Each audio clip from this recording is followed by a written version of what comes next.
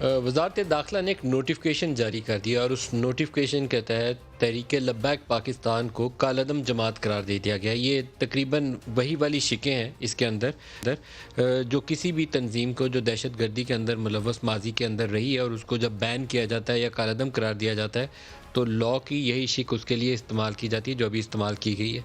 हो सकता है कि इस मामले में हुकूमत को सुप्रीम कोर्ट में भी जाना पड़े क्योंकि तहरीक लब्बैक पाकिस्तान को एक सियासी जमात के तौर पर रजिस्टर कर लिया गया हुआ और ये इंतखाबात में हिस्सा लेती है।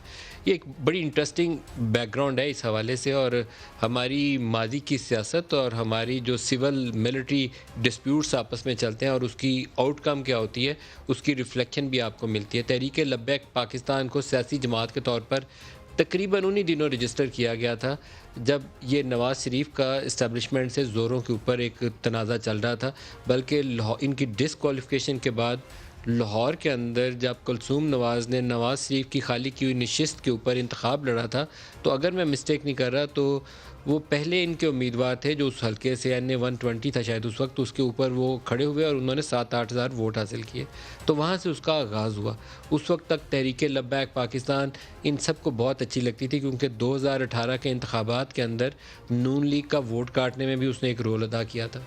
और अभी मैं थोड़ा सा प्रोग्राम में आगे चल के बताऊँगा कि अभी मौजूदा लोग जो पावर स्ट्रक्चर का हिस्सा हैं वो एंटिसिपेट कर रहे थे कि ये जमात तगड़ी है, 10-12-15 हज़ार एक हल्के से वोट ले जा रही है।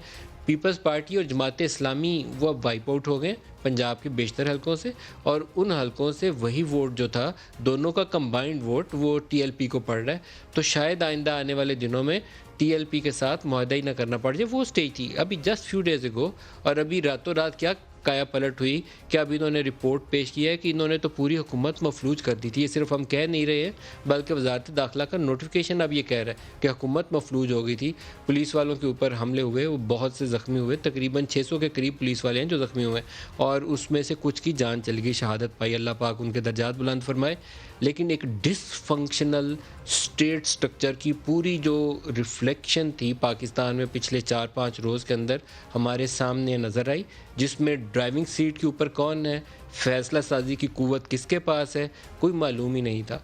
और ये इतनी कमज़ोर सियासत पिछले कुछ अरसे में हुई है कि डी चौक के अंदर बैठ के मुआहदे के ऊपर वज़ीर दाखिला, 2 वज़ीर दाखिला ब्रिगेडियर इजाज़ शाह और शेख रशीद अहमद दस्तखत करके आए हुए हैं कि हम सफ़ीर को निकालेंगे, पार्लिमान के अंदर लेकर जाएंगे। तो डी चौक में बैठकर किसी सफ़ीर को निकालना, ये फ़ैसला डी चौक उसकी जगह या फैज़ाबाद का धरना जो था डी चौक में कह रहा हूँ ये फैज़ाबाद के मुकाम के ऊपर, तो फैज़ाबाद उसके लिए जगह नहीं थी। उसके लिए पार्लिमान, दफ्तर ख़ारजा, सिक्योरिटी के अदारों की इनपुट और प्राइम मिनिस्टर का फ़ैसला या पार्लिमान का फ़ैसला वो जगह थी उसकी। और आपने किसने आपको ऑथोराइज़ किया था कि उनसे जाके ये एग्रीमेंट साइन करें कि हम ये सफ़ीर को निकाल देंगे। और फिर 2 रोज़ तक तो वो बहुत अच्छे लग रहे थे। 2 रोज़ पहले वो सारा कुछ ठीक नज़र आ रहा था, उनको आशिकाने रसूल नज़र आते थे, ख़त्म नबूवत के मुजाहिद नज़र आते थे और वो ख़ुद को भी सबसे बड़ा मुजाहिद डिक्लेयर करते थे।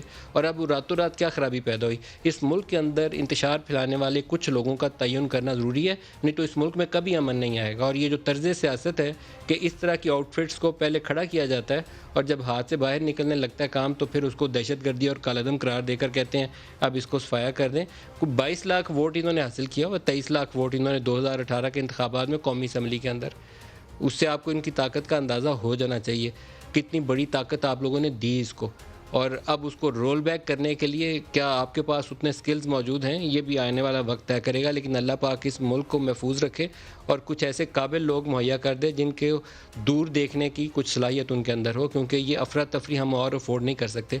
जिसमें पुलिस वाला मारा जाए तो वो भी हमारा है, वो प्रोटेस्टर मारा जाए तो वो भी हमारा है। नौजवानों को इश्ताल दिलाकर सड़कों के ऊपर लाना मज़हब के नाम के ऊपर, नबी पाक सल्लल्लाहु अलैहि वसल्लम की नामूस के ऊपर सबसे ज़्यादा आसान काम है और आम तौर पर उसी को हथियार के तौर पर इस्तेमाल किया जाता है।